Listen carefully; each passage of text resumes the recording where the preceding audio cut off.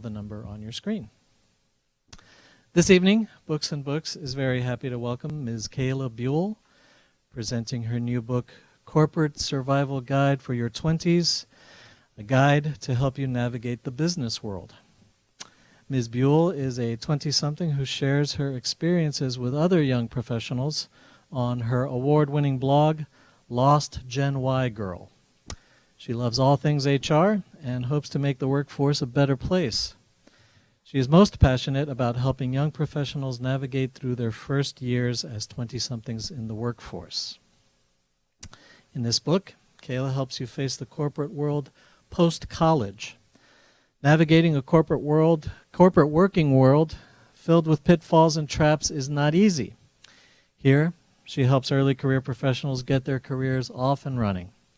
Here to tell us more about it, please give a very warm welcome to Ms. Kayla Buell.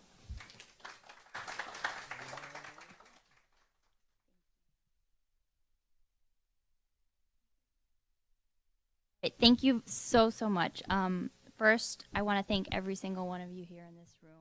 I cannot tell you how much it means to me that you're here tonight. I know it's a Thursday night, it's a little late, it's a weeknight, it's way past my bedtime most days, so it really means a lot that you're here. I also want to give a big thanks to Books and Books for hosting us. This place is gorgeous. You have a wonderful bookstore here. To my publishing team, Mango Media, I couldn't have done it without them, so a big thanks to them as well. So my name is Kayla Buell, and I'm an author, I'm a blogger, and I also have a full-time job at a local advertising agency called Black Dog Advertising, where I work as a social media manager and a copywriter, and I work with some really cool people. Now, we're here to talk tonight about Corporate Survival Guide for Your 20s. But before I get into the book itself, I want to spend some time talking about what this process has looked like for me and how I came about writing a book. So I'm going to rewind a little bit to my college years. I grew up here in Miami, and I went to Florida International University. My dad is the owner of St. John Clinic Medical Center in Wynwood, so healthcare has always been in my family. So when it came time to decide, what I wanted to do with my life, initially I thought, healthcare was it. That's what I thought made sense. And I remember being in college, and I so badly wanted to work in the corporate world because that's what you see in TV, and that's what looks cool. And, so I really wanted to get a job in a corporate environment. And so a few months before I graduated college, I got a job at Baptist Hospital, where I worked there for 6 years.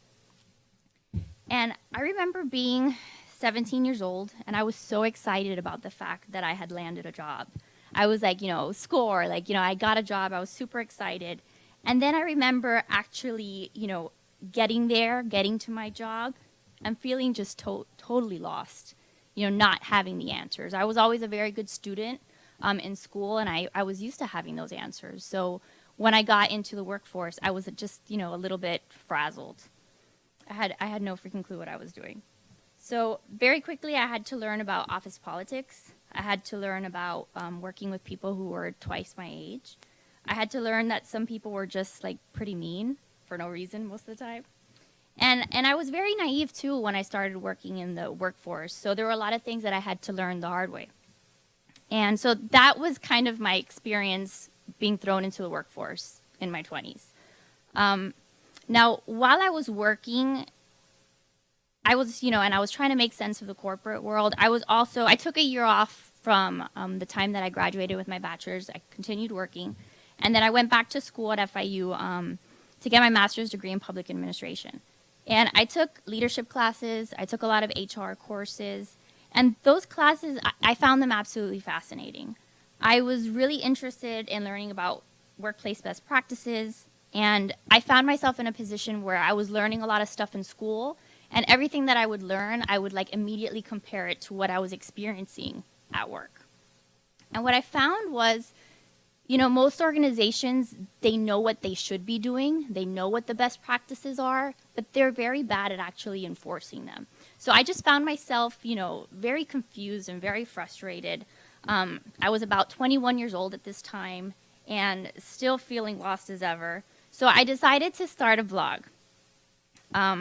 At the time, I had no idea what blogging was about. But I started my blog, Gen Y Girl, which is short for Generation Y, so Generation Y Girl. Mostly because I started my blog writing about generational differences in the workplace. But I really just needed a place to vent out all of my frustrations. That was about 5 years ago, and I'm still doing it to this day. Today, Gen Y Girl, it's a millennial career and lifestyle blog. So I try to do my best to help young people and young professionals just navigate the workplace. You know, I write posts about things that, you know, I don't agree with, or things that, you know, I think might benefit young people. And what I found very early from writing my blog is that I started getting a lot of like emails from young professionals, you know, emails thanking me. You know, I would get emails that said, you know, Kayla, thank you so much for writing what you did, because, you know, I was going through a similar situation at work, and, you know, I thought I was alone in this. So those were the kind of things that that made me feel good, because I remember when I first started blogging, there were some people who didn't like that I was giving my ideas to people. I had one person actually come up to me, and she was like, you know, who do you think you are? You're 20 years old. What do you have to offer anyone? You don't know anything. And, you know, I don't pretend to, you know, I don't think that I know everything. You know, I think I have a lot to learn still. But I do think that my experiences and the things that I've gone through are valuable, and that if I kind of share my experiences with other people, maybe, you know, they can learn through some of my mistakes. So my blog continued, and it's evolved over the last couple of years, where I started talking about just career issues. Now it's kind of evolved into more of a lifestyle blog, still talking about career, but still also talking about just other things about being in your 20s in general. And I remember it was probably about a year ago that I got the email from Mango Media. And they basically introduced themselves, and they told me that that they were looking to partner with some online influencers. They wanted to know if I'd be interested in pitching a book to them. So when I got that email, I mean, at first I almost cried. You know, I was really excited, because writing a book is something that I've always wanted to do. It's always been one of those things that was on my bucket list, but like, quite frankly, like, I just didn't really think it would ever happen. But anyway, I got that email, and the first thing that I thought after I was super excited, the next thing I thought was like, these people are fake. Like, this cannot be real. So I did what most people do when you're kind of not sure, and I stalked them on Facebook. I stalked them on Instagram. I wanted to make sure that they were legit. And yeah, it turns out that they were legit, because we're here tonight. But after I decided that this might be something that I wanted to look into further, I remember running to my desk, and I pulled out this construction paper. So when I first started blogging, maybe 5 years ago, I had a day where I was like super inspired, and just like a whole bunch of ideas came to mind. So I remember writing them down and jotting down all these like little tidbits of information for people, you know, in the workplace. So, I mean, my handwriting is terrible here, but it says stuff like, keep a portfolio of all important projects. If you say you're going to do something, do it.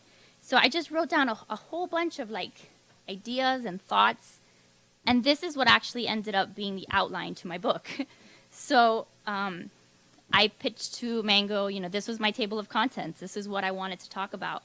And it was accepted. My book proposal was accepted, and I got started writing.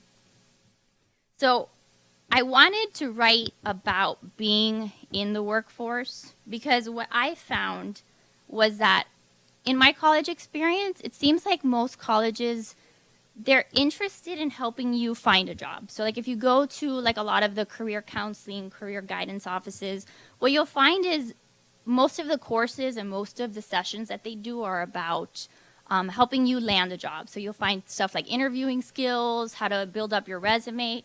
And it's almost like the end goal is always just to help people find a job. Like, you know, great, you got a job, like, congratulations, it's going to be smooth sailing from here. And that's not really what it's like. Getting a job is not the hardest part. The hardest part is having to live every single day going to work. The hardest part is navigating through multiple personalities and dealing with stupid people that you don't like, and making sure that your boss doesn't hate your guts. That's the hard part, and that's stuff that they're not really teaching in college, not nearly as much as they should. Because when I was 17 years old and thrown into the workforce, I really wish someone had given me some kind of a guide. And maybe if they had, I wouldn't have, fallen so many times on my face, like I did. So that's what I decided I wanted to create. I wanted to create something to help young people be really successful in their jobs. And I think that's what I accomplished with Corporate Survival Guide for Your 20s. The book is meant to be light and funny and easy to read, because the last thing I think any student wants to do is read something that's super lame or, that reads like a boring HR manual.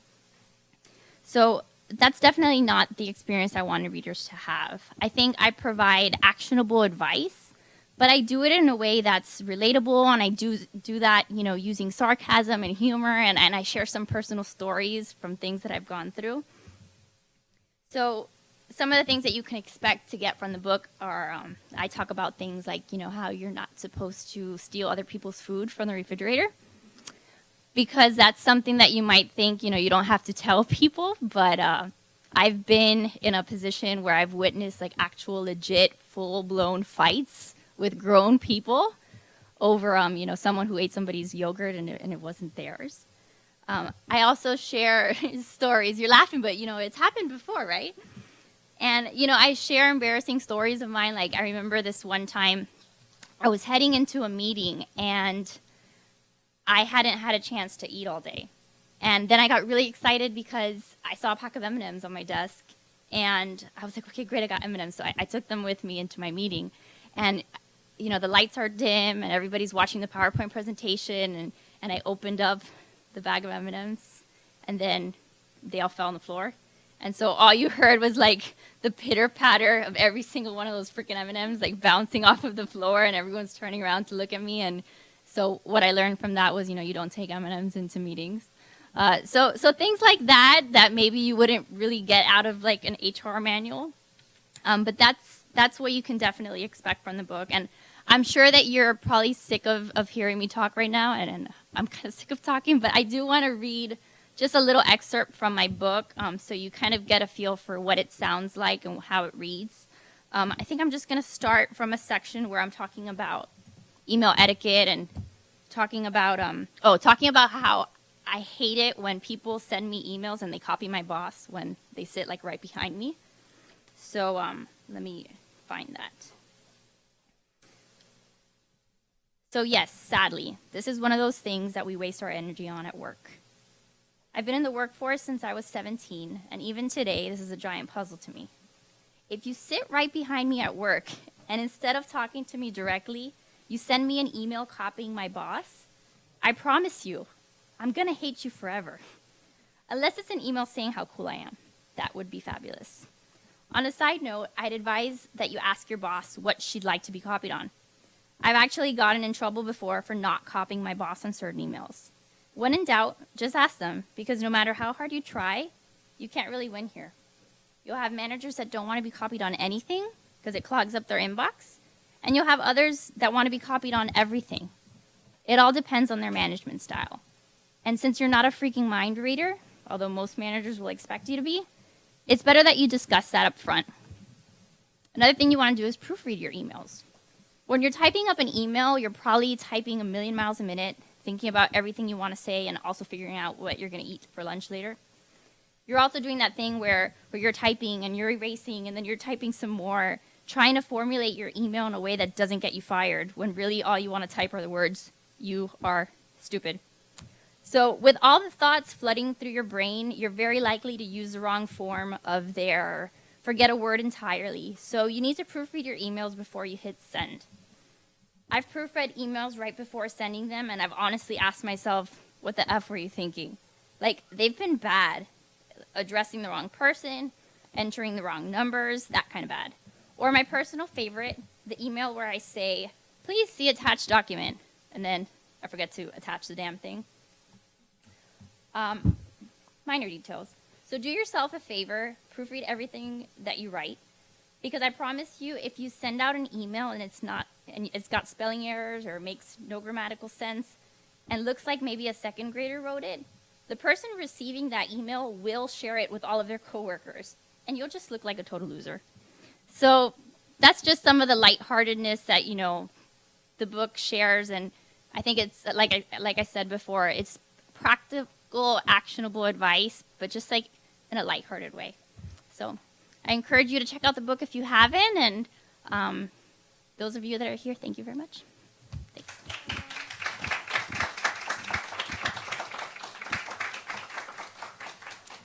And now I think I'm supposed to ask if anybody has any questions or comments.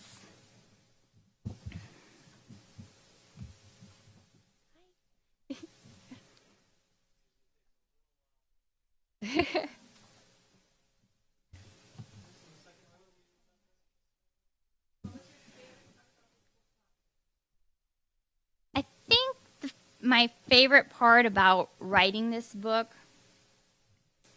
was that there was so much that I wanted to say. And, you know, I still had the blog as my platform where I could write all of these things, but because I had a deadline, like I really had to do it. And I only had 3 months to write the book. And I think I got the okay in August, and in November I was getting married. So I finished writing this book the day before we got married. Like my husband will tell you, I missed a dinner with his family, or a lunch with his family, because I was sitting in the room finishing up my book because I refused to take it with me to the honeymoon.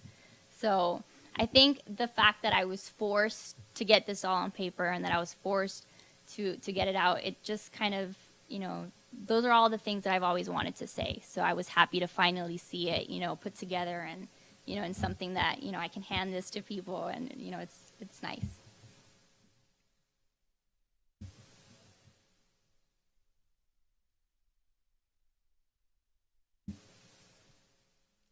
Right.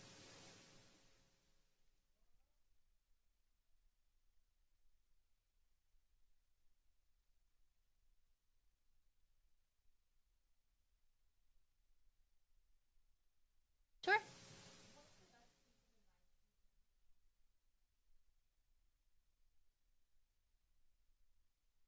It's not going to be easy. No, I think that the biggest piece of advice that I give to young students, you know, who are going to start being in the workforce, it's about persistence, and it's about, you know, falling down and getting back up. Like, you're going to get rejected a million times. I, for one, I started working, and like I said, I started working in healthcare. And there came a point where I knew that I no longer wanted to work in healthcare. And my dream was to be in the position that I'm in today. And I spent years, you know, applying for jobs and trying to make that career change. And I was rejected a million times. A million times people told me, well, you don't have any experience. And I had to really prove myself and make people know that, you know, maybe I don't have that formal experience, but I have experience, you know, with my blog, with the other side projects that I've done. But had I just, you know, listened to the first person who told me I'm never going to do this, I wouldn't be where I am today. So I think young people tend to get discouraged, and they tend to just kind of, you know, try something once, and then if it doesn't happen their way, they just kind of give up. And that's not going to get you anywhere in your career. You're definitely going to want to continue working at what it is that you want.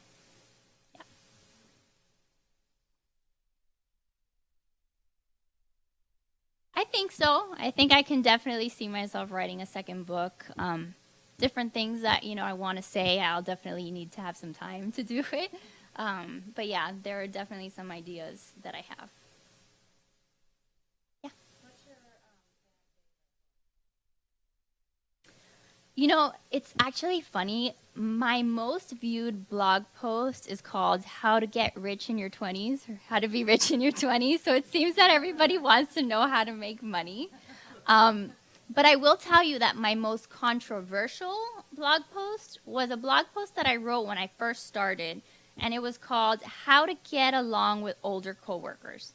So here I was working with people who were all like twice my age, and I was like, you know, 21. And so I wrote a post about, you know, how you get along with people who are older than you, because going through school, you're used to being around people like your own age. So that was very difficult for me at first. But then the blog post that I put together was about stuff like, you know, trying to find common interests, and, you know, making sure that you're still respectful of people who are older, and, you know, make sure that, you know, you make it sound like they're needed and they're important and that they're smart. You know, don't come in here just thinking that you know everything. And, you know, I also wrote stuff like, you know, make them food, because everybody likes food, you know, and for some reason it just kind of ticked a nerve with some people, and that one got like 1 million comments and responses. But then after I saw how people were so upset about that for some reason, I wrote a reverse blog post about how to get along with younger coworkers, and the points were exactly the same. It was the same thing, you know, find common ground and bring them food, because I like food. So, you know, things like that. But those are some of my most memorable posts for sure.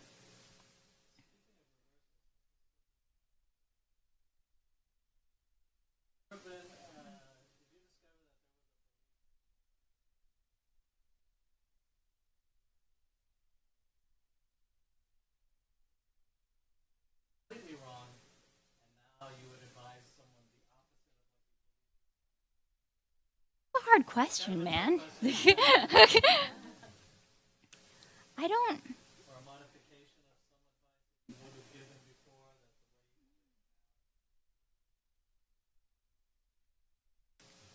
I think, I don't know if I can answer your question, but I will tell you that when I was just coming to the workforce, you know, I had this belief where, you know, I had worked hard my whole life. I had been a good student, and so I came into the workforce at the beginning, like very much wanting to just like come on strong, you know, so that to prove to people that I knew what I was talking about and that I wasn't just, you know, a secretary or just, you know, like an intern, because people look at us who are younger and automatically they assume like, oh, you must be an intern. And it's like, no, I work here.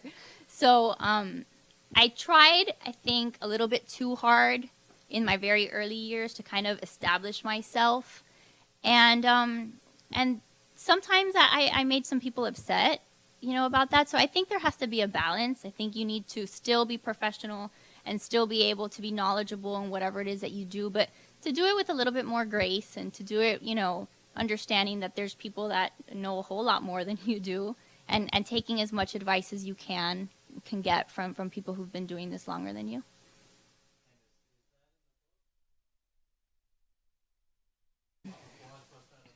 Yeah.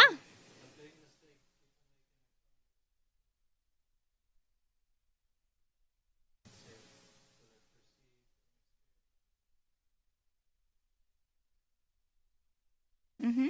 Absolutely. Sure.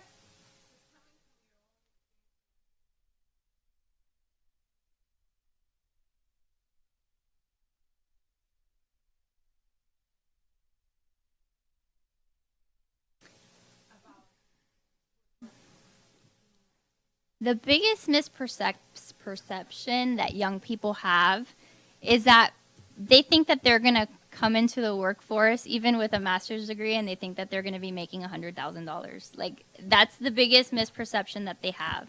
And I've had people, you know, email me and say, you know, I have a master's degree and I have 10 certificates, and why is the job that I'm starting at, you know, making $30,000? And so there is this perception that you're just going to start, you know, banking when you get out of college. And I think that's a hard reality that some people have to deal with. And what ends up happening is, you know, they'll get a job and then they'll leave, you know, 3 months later just seeking out more money and not even giving their jobs like a chance to figure out what they like and what they don't like. And so they do make all those decisions about, you know, money. And I can tell you from personal experience, I just, you know, took an over $10,000 pay cut to come work where I'm working. That's how much being in a job that I loved meant to me. And it was a decision that was, you know, well thought out. We had to sit down. I had to tell my husband not to buy so many things. But it was important to me to let people know sometimes this is what you're going to have to do to get to where you want to be. And it's not always about the money. Obviously, you need to be able to pay your bills. You can't just live under a bridge. But you have to prioritize things. And we spend so much time being at work So you really need to make sure that it's something that you enjoy doing. Yeah.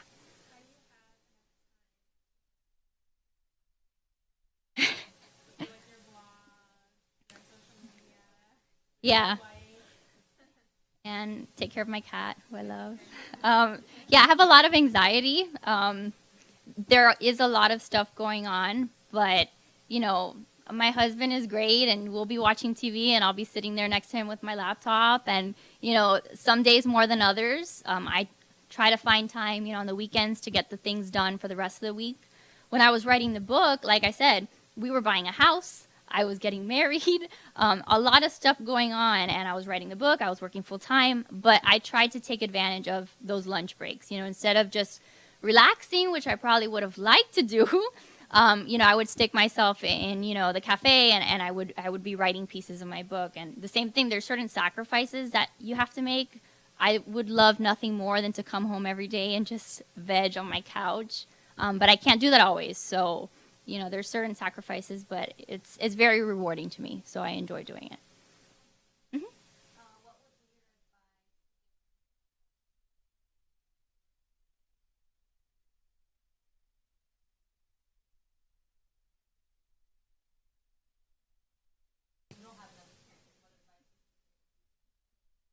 Yeah, I think, well, I mean, we work, you know, in the internet space, and I think that the internet is probably the best thing that has ever happened in terms of helping young people get that experience that they may not have. Even though you may not have a job in a certain field, you can still be, you know, working on projects. You can set up a blog, you can do research, you can establish yourself as an expert, you can go volunteer, you can volunteer your time, whatever it is that you're trying to get into, so that you can then have something to present your future employer. You know, when I got this job that I just got, it was like, maybe I don't have agency experience, but I had a blog that I had been writing for 5 years. I think I proved that I can manage social media. You know, poor John, I was like, look, I wrote a book, you know, I can write. So those are the things that I did to kind of compensate for the fact that I hadn't been working in the field forever. So you can definitely do it on your own time. You can read books, you can gain all the knowledge you need to be able to do a job. Yes.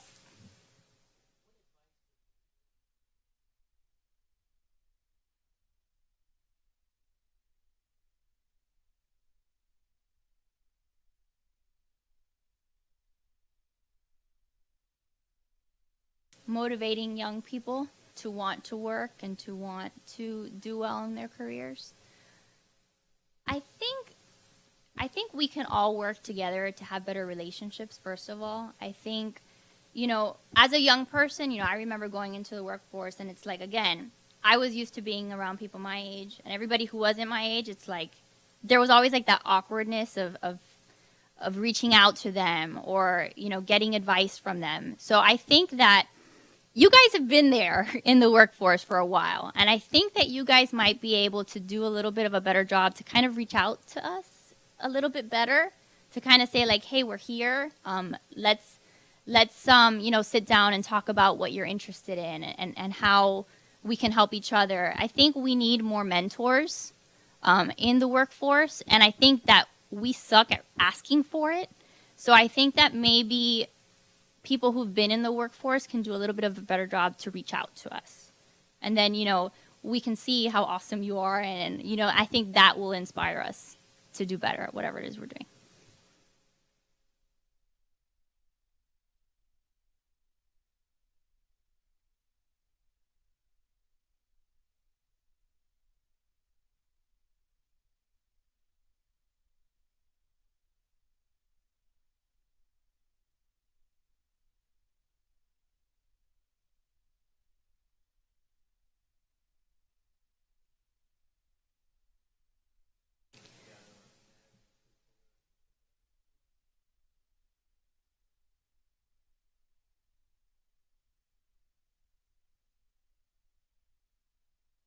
And one of the things that, because again, I have a millennial blog, and so I do get, just like I get comments from the younger generation, I do get, emails and comments from people who've been in the workforce for a long time. And there still exists, like, there are tons of negative, perceptions of millennials and young people. And there's a lot of stereotypes, and people will say that, we don't really know anything, or that we're lazy, or we're entitled. And some of us are. So there are people who are like that. But it's not just the millennial generation. There are people who are 50 and 60 and are lazy. Just like there are people who are 50 and 60 and are very successful. There are also millennials who are very successful and hardworking. So I don't think it has to necessarily do with age, because people are different. But I think that I've seen so many young people who really work hard and who are coming up with creative ways to do things, and are really doing a lot for the community, and building businesses. And I think that's a great thing that should be encouraged.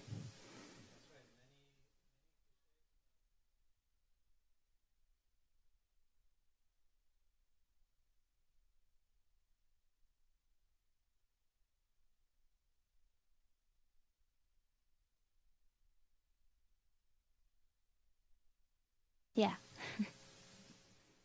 Yes.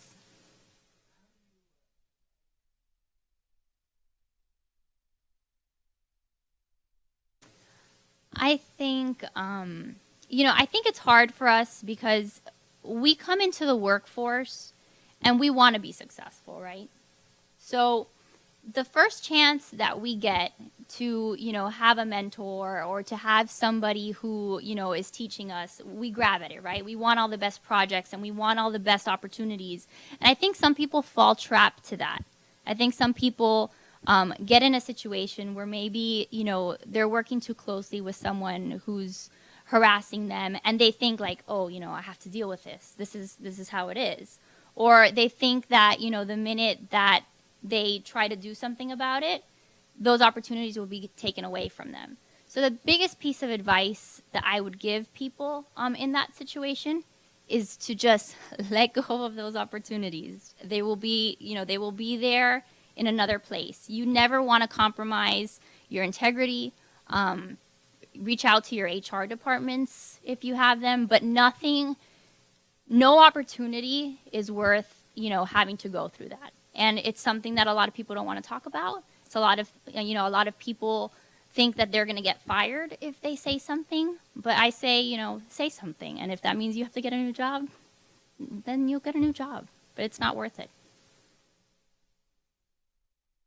Yes.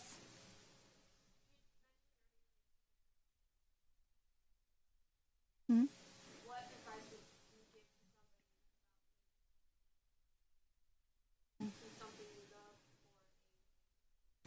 Well, it's not the kind of decision that you can just make overnight, right? Because we're all adults, and we all have bills, and except for Ryan, who's still living at home because he's 16.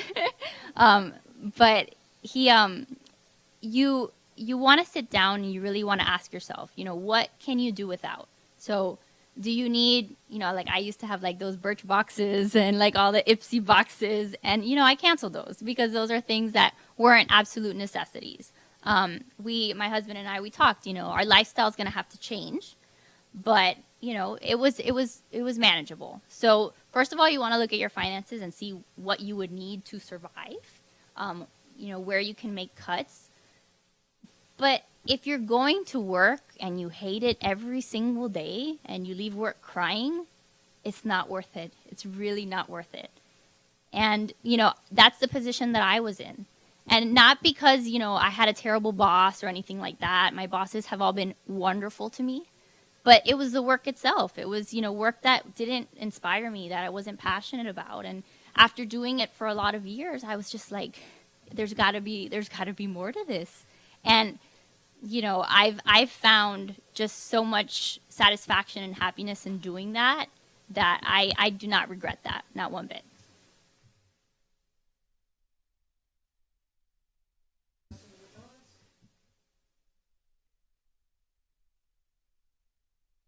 Thank you so much.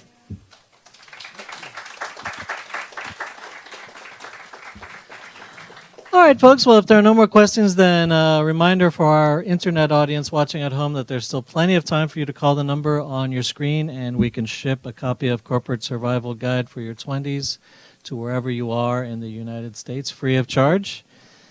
The shipping is free of charge. The book you will have to pay for. For those of you here in the house, we have the book for sale at the counter in the front room over there. Kayla is going to be signing here at the table to the left of the podium. And that was a really great question and answer period. Please give another hand to Kayla Buell. Thank you, Kayla. All right.